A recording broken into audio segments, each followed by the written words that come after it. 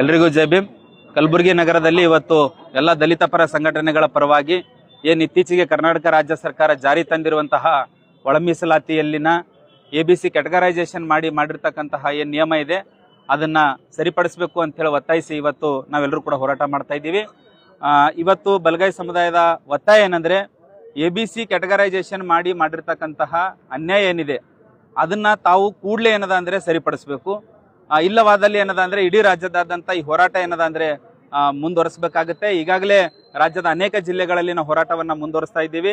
ಇದು ಇನ್ನೂ ಉಗ್ರ ಸ್ವರೂಪಕ್ಕೆ ಹೋಗಬಾರದು ಅನ್ನೋಂಗಿದ್ರೆ ರಾಜ್ಯ ಸರ್ಕಾರ ಕೂಡಲೇ ಏನದಂದ್ರೆ ಎಚ್ಚೆತ್ಕೊಂಡು ಈ ABC ಕ್ಯಾಟಗರೈಸೇಷನ್ ಅಡಿನಲ್ಲಿ ಗೊಂದಲ ಉಂಟಾಗಿರ್ತಕ್ಕಂತಹ ಮೀಸಲಾತಿಯ ನಿಯಮವನ್ನ ಸರಿಪಡಿಸಬೇಕು ಅಂತ ನಾವು ಒತ್ತಾಯಿಸ್ತಾ ಇದ್ದೀವಿ. ಇದ್ರ ಜೊತೆನಲ್ಲಿ ಈಗಾಗಲೇ ಅಣ್ಣವ್ರು ಹೇಳ್ದಂಗೆ ಏನು ಬಲಗೈ ಸಮುದಾಯದ ಶಾಸಕರಿದ್ದೀರಿ 13 ಜನ, ನೀವೆಲ್ಲರೂ ಕೂಡ ಏನದಂದ್ರೆ ಇದ್ರ ವಿರುದ್ಧವಾಗಿ ಏನದಂದ್ರೆ ಧ್ವನಿ ಎತ್ತಲೇಬೇಕು.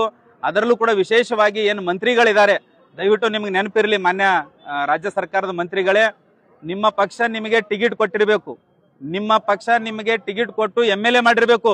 ಆದರೆ ನೀವು ಮಂತ್ರಿ ಆಗಿರೋದು ಮಾತ್ರ ಏನಂದ್ರೆ ಸಮುದಾಯದ ಕೋಟಾದಲ್ಲಿ ಅನ್ನೋದನ್ನ ಮರಿಬಾರ್ದು. ನೀವು ಈ ಸಮುದಾಯದಲ್ಲಿ ಹುಟ್ಟಿದ್ದೀರಿ ಅನ್ನೋ ಕಾರಣಕ್ಕಾಗಿ ನಿಮ್ಮನ್ನ ಮಂತ್ರಿ ಸ್ಥಾನ ಸಿಕ್ಕಿದೆ. ದಯವಿಟ್ಟು ಈ ಸಮುದಾಯಕ್ಕೆ ನ್ಯಾಯ ಕೊಡಿಸ್ತಕ್ಕಂಥ ನಿಟ್ಟಿನಲ್ಲಿ ನೀವೇನಂದ್ರೆ ಸರ್ಕಾರದ ವಿರುದ್ಧ ತಾವು ಧ್ವನಿ ಎತ್ತಬೇಕಾಗಿದೆ. ಇದ್ರ ಜೊತೆನಲ್ಲಿ ಇನ್ನೂ ಒಂದು ಮನವಿ ಏನಂದ್ರೆ, ಕೇವಲ ಕಲಬುರಗಿ ಜಿಲ್ಲೆನಲ್ಲಿ ಮಾನ್ಯ ಪ್ರಿಯಾಂಕ್ ಖರ್ಗೆ ಅವರು ಅಷ್ಟೇ ನಮ್ಮ ಸಮುದಾಯದ ಓಟ್ ತಗೊಂಡು ಗೆದ್ದಿಲ್ಲ. ಕಲಬುರಗಿ ದಕ್ಷಿಣ ಮತಕ್ಷೇತ್ರದ ಅಲ್ಲಂಪ್ರಭು ಪಾಟೀಲ್ ಗೆದ್ದಿರೋದಕ್ಕೂ ಕೂಡ ಇದೇ ಸಮುದಾಯದ ಓಟ್ಗಳ ಕಾರಣ. ಮಾನ್ಯ ಶರಣ್ ಪ್ರಕಾಶ್ ಪಾಟೀಲ್ ಅವ್ರು ಗೆದ್ದೋದಕ್ಕೂ ಇದೇ ಸಮುದಾಯದ ಓಟ್ಗಳ ಕಾರಣ. ಮಾನ್ಯ BR ಪಾಟೀಲ್ ಅವ್ರು ಗೆದ್ದೋದಕ್ಕೂ ಇದೇ ಸಮುದಾಯದ ಓಟ್ ಕಾರಣ. 300 ಓಟ್ ಇರುವಂತಹ ಅಜಯ್ ಸಿಂಗ್ ಅವ್ರನ್ನು ಕೂಡ ಜೇವರ್ಗಿನಿಂದ ಗೆದ್ದು ಶಾಸಕರ KKRDB ಅಧ್ಯಕ್ಷರಾಗ್ಯಾರಂದ್ರೆ ಅದಕ್ಕೆ ಕಾರಣನೇ ನಮ್ಮ ಸಮುದಾಯಗಳ ಓಟು.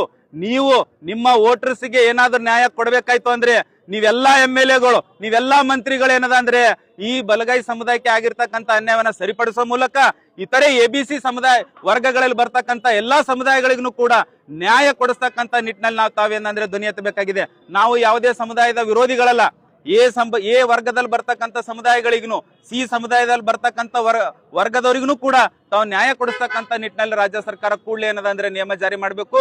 ಇಲ್ಲವಾದಲ್ಲಿ ಈ ಎಲ್ಲಾ ಶಾಸಕರ ವಿರುದ್ಧ ನಾವೇನಂದ್ರೆ ಉಗ್ರವಾದ ಹೋರಾಟವನ್ನ ಕೈಗೆತ್ತಿಕೊಳ್ತೀವಿ.